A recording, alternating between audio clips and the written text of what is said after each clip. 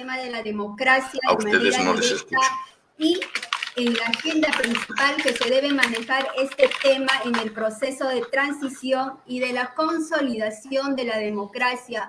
Hoy día estamos interconectados dos grandes continentes, el continente europeo y el continente americano, que tenemos mucha relación y mucha cultura jurídica, especialmente entre dos países como el Perú y España, que tienen una cultura muy unida, muy intrínseca desde años de antigüedad durante el proceso, no solamente en el proceso histórico, sino también en el proceso jurídico legal que nos mantiene muy unidos hoy en día. Tenemos dos eminencias del derecho mundial. Desde España, el distinguido doctor José Muela Cerezuela, quien fue decano del Colegio de Abogados de Cartagena, España, un abogado ¿Sí? defensor de los derechos humanos y de la abogacía eficiente y del derecho informático. Sobre democracia y partidos políticos en España.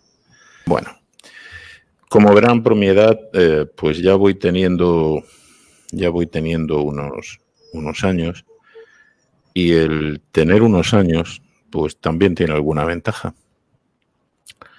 Yo pasé mi niñez y mi adolescencia en el anterior régimen que hubo en España, es decir, el régimen del general Franco, que era una dictadura. En mi juventud más temprana pude vivir la transición española, el paso de un régimen autoritario a un régimen democrático, una transición que se vivió con muchísimo miedo, porque el fantasma de nuestra guerra civil estaba demasiado presente. Ahora que estamos a 80 años, a más de 80 años de esa guerra civil, todo ese temor pues ha desaparecido y vuelven a aparecer en el debate político viejas cuestiones que parecían ya zanjadas. Y también he visto evolucionar la democracia española desde unos primeros momentos inaugurales, recentales, donde la sensación de libertad era enorme, donde la voluntad de consenso era enorme, a una democracia un tanto más asentada, cuanto también muy más, digamos, burocratizada o oficializada, o que ha perdido esa ilusión inicial, que ha perdido esa fuerza, ese vigor juvenil con que iniciamos. No hay no podemos quejarnos de que se esté vulnerando una libertad de prensa, aunque hay muchas formas de controlar la prensa. Es decir, los medios hoy día, uno en España ya sabe qué va a decir un periódico, qué va a decir otro, qué va a decir un canal de televisión o qué va a decir otro canal de televisión, puesto que están controlados o porque son afines a determinados partidos políticos.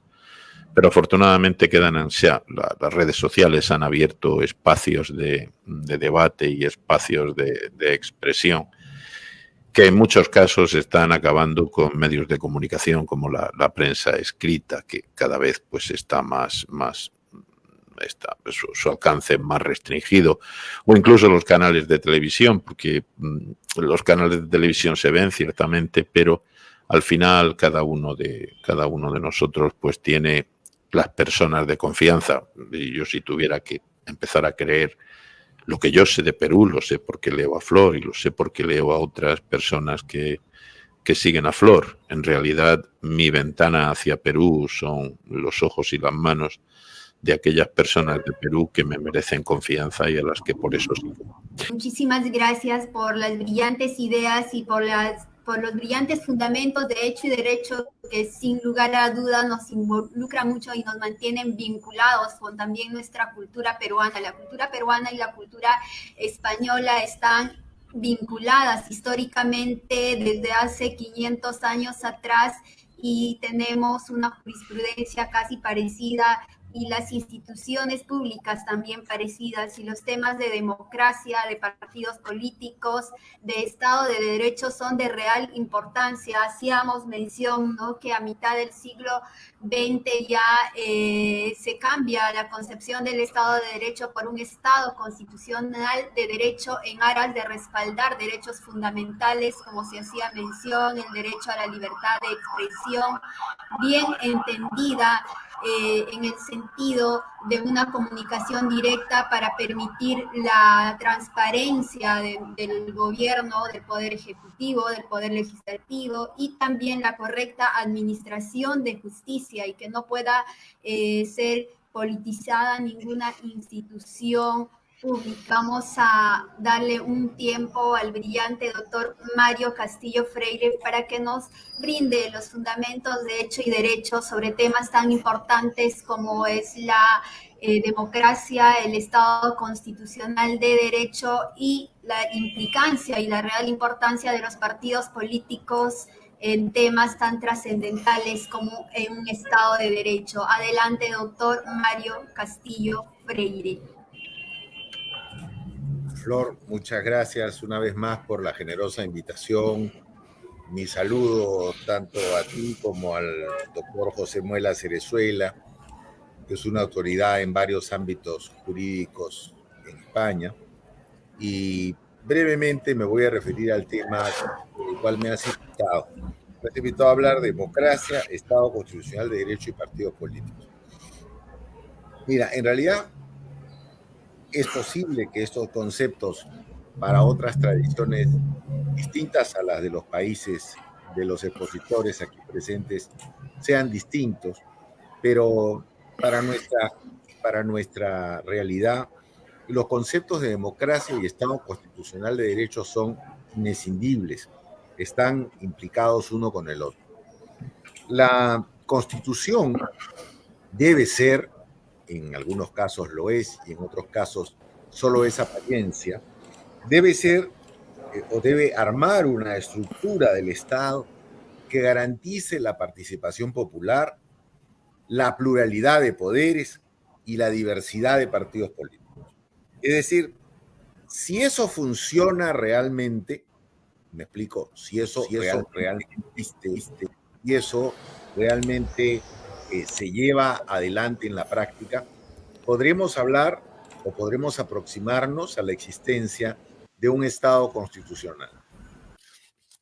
Entonces, lo que decía es lo siguiente, para el funcionamiento del sistema democrático, la existencia de los partidos políticos, a mi juicio, es fundamental. Lamentablemente, en nuestro país, el concepto partido político es un concepto satanizado, ¿no? Desde los años 90, antes del autogolpe de Fujimori del 92, se satanizó a los partidos políticos considerando como que los partidos eran algo que debía desaparecer. Y ese concepto en muchos casos ha sido reiterado en el discurso por nuevos políticos que quieren marcar la diferencia entre lo antiguo y ellos, ¿no es cierto? Ellos como salvadores de la República, ¿no? Varios ejemplos existen a lo largo de los procesos electorales del Perú de los últimos 30 años, sin duda. Y además, creo que el daño ya es un daño, yo no soy optimista con esto, es un daño en cierta forma irreversible. Lo que ha pasado con los partidos políticos en el Perú, prácticamente su desaparición, legal y real, es algo más o menos irreversible. Miren, en primer lugar, para que exista partidos políticos sólidos, tiene que haber el respeto de los poderes del Estado y de los políticos hacia los partidos políticos. Si tienes presidentes de la República, autoridades que atacan permanentemente a los partidos políticos, pues es la mejor manera de minar ante el público a los partidos. Y el público finalmente creerá a los discursos oficiales de que los partidos no deben existir. La falta de partidos políticos es el mejor mecanismo para la instalación de dictaduras, sea desembosadas o sea dictaduras bajo el manto de un aparente sistema democrático. Doctor Mario, ¿considera usted que existe una cultura política y una cultura democrática hoy en día en el Perú? No, naturalmente que no. Es decir, yo recojo las excelentes expresiones de mi colega, el profesor Muelas, cuando decía, porque a mí me gusta mucho escuchar, digamos, algunos fragmentos de las discusiones en el Parlamento español, y efectivamente, ¿no? Él decía, qué diferente el discurso de hoy, del año 2022, con el discurso de la transición, ¿no? No tengo ninguna duda, ¿no? El discurso de la transición era un discurso en donde, digamos, recordando a San Martín de Porres, perro, pericote y gato comían de un mismo plato, ¿no es cierto? Es decir, todos se sentaban, o sea, desde la gente del franquismo, muerto Franco o antes de morir Franco, a la gente del antiguo Partido Comunista proscrito y que volvía a la legalidad, y pasando por el PSOE y todo lo demás, ¿no es cierto? Es decir, era una etapa brillante, ¿no es cierto? Una etapa brillante. Entonces, ¿qué es lo que ocurre? Cuando el discurso político es un discurso de la negación del otro, de la no aceptación del pensamiento distinto, en ese momento el sistema democrático está herido. Y si el discurso de todos y la creencia de todos los participantes en una democracia es un discurso intolerante con respecto al otro, la democracia puede estar perdiéndose, como ocurre en nuestro país. En nuestro país, si a uno le pregunta a alguien, a cualquier político, dime algo bueno de fulano, tengo la seguridad que se resistirían a decir algo. Ya, pues, pero ya sé que tiene 100 cosas malas, pero dime una, del contrario. Y si te la digo, te la diré con sorna, ¿no es cierto? Es decir, pero algo tendrá de bueno tal gobierno pasado. No, nada, absolutamente. O todo es blanco, o todo es negro, o todo es bueno, o todo es malísimo, o todo es corrupto, o todo es digno de santificación en el Vaticano. Doctor Muelas Cerezuela, durante su ponencia usted habló de la transición, ¿no? Desde el franquismo. Sí. ¿Cómo cree que ha evolucionado el espíritu de transición desde 1975 hasta ahora? Mal, sencillamente mal. Mire, yo cuando llegó hay una foto que define muy bien lo que era el espíritu de la transición en España, y la ha mencionado el doctor. En 1900, cuando se constituyen las primeras Cortes Democráticas después de 40 años de dictadura, después de una represión tremenda, hay una foto en la que Adolfo Suárez, que había sido ministro secretario general del movimiento con Franco, estrecha la mano cariñosamente a Dolores Ibárruri, la pasionaria, la secretaria general del Partido Comunista, algunos de cuyos hijos habían muerto en Rusia, incluso en la lucha contra el fascismo, y que había sido organizadora incluso de los movimientos guerrilleros que había habido dentro de España. Esa foto representaba mucho. Esa foto nos decía que había personas que querían entenderse. Hoy día se cumplen los principios democráticos, se les da cumplimiento, pero cumplo y miento. Esta mañana escuchaba un debate en el Parlamento en el que pues el líder de un partido, la portavoz de un partido, le decía al gobierno: oiga, ¿está usted pactando con gente que ha apoyado en el pasado a grupos terroristas? Y desde el gobierno le respondía: pero es que usted se corrompió y cobró unas comisiones y tenía unas libretas. Probablemente lo primero que tendríamos que enseñar a la ciudadanía son las reglas del debate político.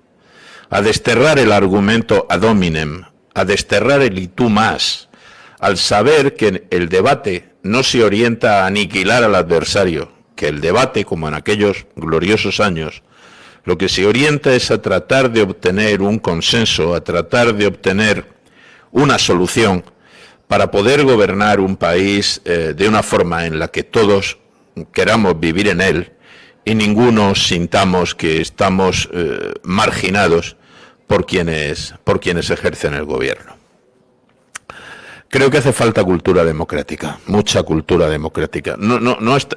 Y aquí no estamos para dar lecciones a nadie porque todos en casa. Perú es un país enorme. Si ponemos a Perú dentro de lo que es el mapa de Europa, Perú se come 3-4 países de Europa. Un país tan importante y tan grande no puede darse el lujo de fallar simplemente porque lo más importante o la mayor riqueza de un país, que es su gente, pues carece de esa formación necesaria para exigir a sus líderes políticos que se comporten como unos líderes políticos cualificados. El destino de muchísima gente no puede estar en manos de gente incapaz o de gente que solo aspira a conseguir el poder. El poder es siempre una herramienta. El poder se quiere para conseguir algo. Sin embargo, lo vemos muy a menudo, que el poder solo se quiere por sí mismo, y eso es una perversión. Y eso tendríamos que ayudar a los pueblos a detectar esa perversión allá donde la ven en sus políticos. Ha dicho algo también el doctor que estoy plenamente de acuerdo. El tema de la financiación. El profesor Lawrence Lessig de la Universidad de Harvard decía que el vestido o el traje de un político debía ser como el maillot de los ciclistas.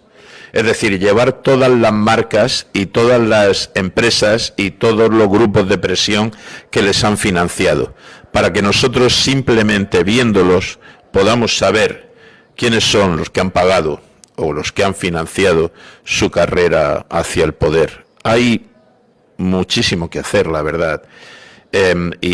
Hombre, aunque yo no querría ser pesimista como lo es el doctor, yo preferiría pensar que en algún momento en el Perú hay magnífica gente y no hay otra riqueza en un país que la de los hombres y las mujeres que lo componen.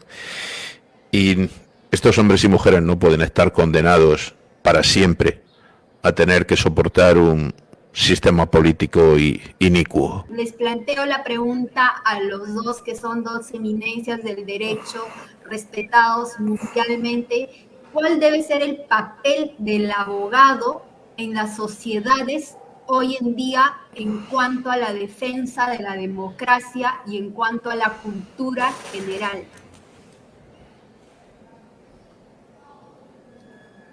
Vamos a ver, esto en Estados Unidos se ha estudiado mucho.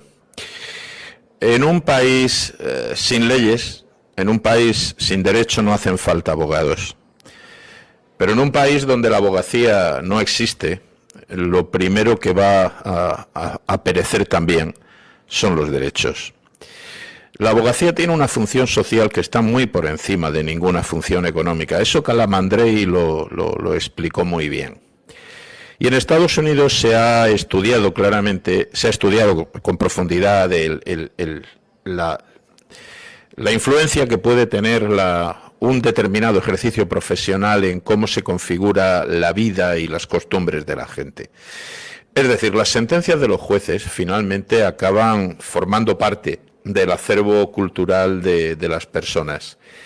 Y la jurisprudencia, los usuarios intensivos de la administración de justicia, es decir, empresas, aseguradoras, bancos, pueden ir seleccionando en cada momento qué sentencias desean recurrir ante las instancias superiores para acabar fijando determinadas corrientes jurisprudenciales. El abogado tiene una función, una labor fundamental en cuanto al Estado de Derecho, ¿no? Digamos, un gran amigo, para ilustrar, ¿no? Un gran amigo que fue ministro de Justicia me decía el ministro de Justicia es el asesor jurídico del presidente de la República, ¿no? Entonces, miren la importancia que siempre se tuvo con ese cargo, ¿no? Ahora, en general, para hablar de la importancia del abogado, los abogados, pues, como acaba de mencionar mi ilustre colega, el doctor José Muelas, estamos en todas las actividades de la vida social, o sea, somos, para mal, seguramente de la sociedad indispensables, ¿no? Porque estamos asesorándolos en todos los aspectos de la vida. De tal manera que, bueno, eso va de la mano también con la formación del abogado. Podríamos hablar mucho también, y seguramente horas de los colegios de abogados. En los colegios de abogados son sociedades intermedias que reflejan a su dimensión o en su dimensión los problemas propios de las sociedades. Entonces yo siempre digo, a veces hay quejas, cuánto se ha dicho de la crisis, ojalá que se supere con esta nueva administración del Colegio de Abogados de Lima. ¿Qué pasa con el problema de las instituciones? Es que están conformadas por miembros de alguna sociedad. Y lo que voy a decir es muy duro, ¿ya? La lucha del medio académico debe ser para que las instituciones no reflejen los males de la sociedad. Es decir, que en buena cuenta, en ese aspecto, en otros sí, en ese aspecto no sean representativos. Gracias, y con esto me despido, estimado amigo José. Un abrazo enorme, doctor, un lujo conocerle. Igualmente, José, felicitaciones por la exposición, las respuestas, y Flor, un abrazo grande y muy agradecido. Un abrazo, Flor, también a ti. Hasta luego. Chao. Gracias. Un abrazo, Chao. doctor Mario, doctor José, unas eminencias del derecho, un verdadero honor para mí. Muchísimas gracias.